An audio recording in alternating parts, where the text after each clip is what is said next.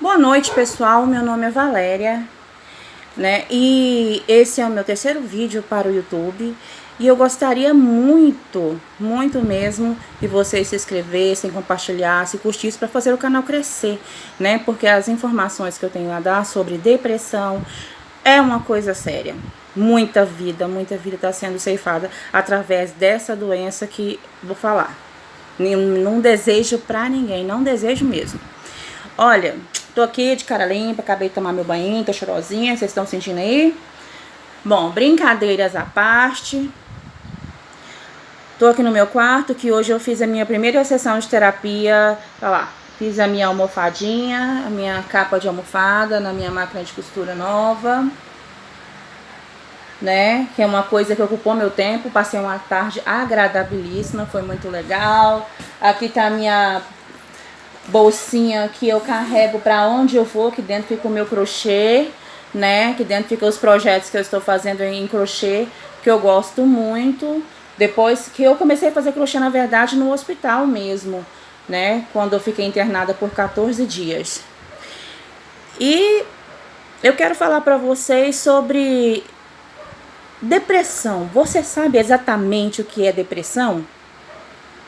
Como eu descobri que eu tinha depressão? Essa é uma pergunta que todo mundo deve se fazer, sabe? Não só se você tem ou se seu filho tem, porque a depressão pode dar em crianças muito novinhas, sim, tá? Não é doença exclusiva de adultos, nem de rico, nem de pobre, nem de preto, nem de branco. Essa é uma doença, infelizmente, do século, que tem incapacitado muitas pessoas.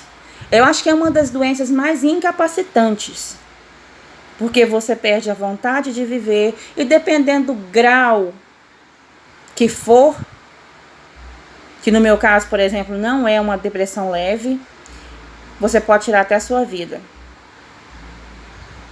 Você já imaginou quanto uma pessoa tem que estar sofrendo com a alma sangrando dia e noite a ponto de querer deixar seus entes queridos e ir para outro mundo à procura de alívio? Se é que existe outro mundo. A pessoa não quer morrer, ela só quer parar de sofrer, porque a dor é dia e noite, sem pausa. Não tem pausa. E aí você acaba ficando muito sensibilizado. Gente, se eu estiver olhando para o outro lado aqui, vocês não dá moral não. Eu não tenho experiência com gravar. Tô gravando com o meu telefone, sozinha, né? Então, dá um desconto aí, gente. Sabe? Eu comecei a ter, tipo, taquicardia. Coração disparava, ficava sem ar. E dava aquela sensação, assim, do nada que eu ia morrer. Comecei a ter medo de pegar rodovia. Eu não dirigia, mas confiava muito no meu marido, na direção. Ele era muito cuidadoso e é até hoje. Mas eu comecei a pegar muito medo, ter muito medo.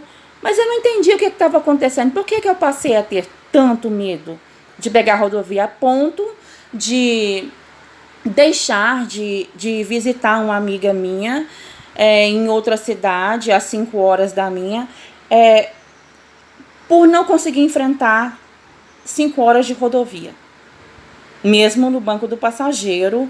Quando isso tudo começou, eu comecei a ler livros enquanto estava viajando, conseguia ser tolerável, mas depois nem isso ajudava. Se ia ultrapassar um caminhão, eu chorava. Eu chorava, mas eu não entendia por que aquilo estava acontecendo. Era só um medo. Depois eu comecei a ter coração disparava, eu achava que eu estava morrendo e ia pro hospital. Chegava lá, e como eu sou hipertensa, eu falava, eu sou hipertensa, eu tô passando mal, e eu achava que eu estava prestes a ter um infarto. Eu achava que eu estava infartando. Tão forte eram os batimentos cardíacos. Eu chegava no hospital, mediam a minha pressão e o médico falava para mim, Valéria, não tem nada. A sua pressão arterial está levemente alterada, sim, mas não o suficiente para dar esses sintomas que você está sentindo. É o famoso deixa pra lá. Eu não recebia medicamento nem novas instruções e voltava para casa. Tá bom. Passava mais alguns dias, acontecia tudo de novo. Às vezes um pouquinho mais fraco e às vezes tão forte que eu chegava a começar a perder a visão. Achar que eu estava morrendo, que eu estava infartando, que ele estava acabando o mundo. Eu chegava em prantos no hospital e era exatamente igual. Valéria, você não tem nada. Você não tem nada, você não tem nada.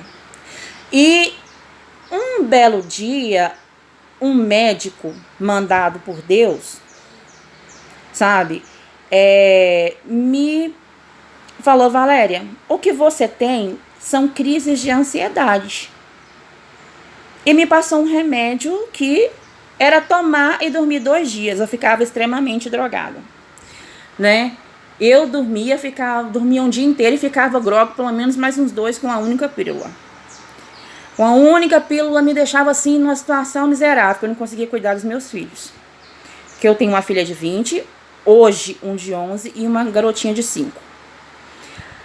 Hoje a minha filha de 20 já é casada, então eu fico com a responsabilidade só dos 2 pequenos. Mas na época eu apagava. Quando eu conseguia me levantar, eu ficava totalmente bêbada, drogada mesmo. Então, eu decidi começar a tomar só a metade quando fosse muito necessário. Tá bom. Depois veio a minha separação. De 21 anos de casado. Eu com 37 para 38 anos. E eu não sabia viver sozinha, entrei em pânico, comecei a ter grandes ataques de pânico. Entrei em depressão, né? E eu falava pro meu marido, na época a gente estava se separando, ele ainda estava em casa, a gente estava em processo de separação, mas ele ainda estava em casa. Eu falava para ele: eu não tô bem, eu preciso de ajuda, me ajuda. Ele falava: então faz o que você quiser, marca uma consulta. Ele achava que era um tipo de chantagem, alguma coisa assim, porque a gente estava se separando, alguma coisa do tipo. Mas não, eu estava pedindo socorro e não estava sendo ouvida. Pronto, nos separamos. Aí, com uns 6 meses depois da separação, foi que eu comecei a sair. E aí, de repente, aconteceu uma coisa que eu prefiro não falar agora, que é da minha vida pessoal. Eu prefiro falar um pouco mais adiante. Aconteceu um boom, sabe? Que foi lá e pressionou a tecla start mesmo, que foi quando tudo começou. E eu tentei o suicídio, a primeira tentativa. Foi grave. Eu fiquei internada 1 semana. Eu nem me lembro do período que eu passei internada. E quando eu voltei para casa, e quando eu recebi socorro, eu só estou viva hoje pelas mãos de Deus, porque foi muito grave. A primeira tentativa de suicídio. O médico falou: vou tentar salvar ela pela última vez. Eu nunca vi algo assim. Se ela não reagir, dê tudo por acabado, falou para minha filha. E Deus foi lá e falou: não, você não merece perder sua vida agora. E eu fiquei 1 semana no hospital. Depois eu voltei para casa. Depois eu tentei reagir, começar a sair. 6 meses depois da separação, começar a sair. Eu fui em uma balada, acompanhada por familiares, né? Fiquei 20 minutos na balada no máximo e voltei porque eu não suportei. Eu tinha uns 15 anos, 15, 20 anos que eu não sabia o que era uma balada. Apesar de quando eu era solteira eu amava dançar. Era uma coisa assim que eu tive que mudar demais para me adequar ao casamento, para me adequar a uma vida a 2. O meu ex-esposo não dançava, ele não gostava de festa. Então Eu amava ele demais, então estar na companhia dele para mim era o suficiente. Então estava tudo bem, ficava em casa, foi vindo os filhos, né? Então não tinha nenhum problema. Eu não via problema nisso, sabe? Em abdicar de fazer as coisas que eu gostava, de mudar tanto para agradar, né? De deixar de ser eu para ser outra pessoa para agradar ao próximo. Gente, isso é muito sério. Isso é muito sério, é um grau de submissão muito grande. E que mais pra frente, ao invés de você ouvir muito obrigado por ter mudado tanto por mim, não é isso que você ouve, não. De jeito nenhum, muito pelo contrário. Não serve pra nada. Pelo menos esse é o meu caso, eu não tô falando dos outros. Não estou falando de embasamento científico, eu tô falando de mim, da minha vida, da minha experiência. Hoje, se eu tivesse a experiência que eu tenho hoje, tivesse que fazer tudo de novo, tenha certeza que eu não mudaria mais quem eu sou. Eu perdi a minha essência, parei de fazer o que eu gostava, perdi aquela alegria de viver, né? Então, tudo vai acumulando, e chegou ao ponto de, depois de separada, depois de 6 meses, tentar o suicídio e ser muito grávida, eu estar viva por milagre. E eu vou falar pra vocês, gente, quando a depressão vem, é um silêncio enorme. É uma doença muito silenciosa. Os sintomas dela são confundidos com muitas outras coisas, tá? E ela, junto com ela traz muitas outras doenças também, como síndrome do pânico. Depois eu vou falar também sobre fobia social, que eu acabei percebendo que eu tenho comecei a adquirir um pouquinho de fobia social também, tá? Então eu não quero que esse vídeo fique longo demais, enjoativo demais, mas se pergunte, como você está hoje? Como você está se sentindo hoje? Você está bem? Quem é você? Você se conhece? Você sabe o que está acontecendo no seu corpo, na sua mente? Ninguém pode saber. A depressão é silenciosa demais. Mas uma coisa eu te digo, se você tem algo, se você acha que tem algo estranho, que tá diferente, você pede ajuda e não recebe, vá você mesmo.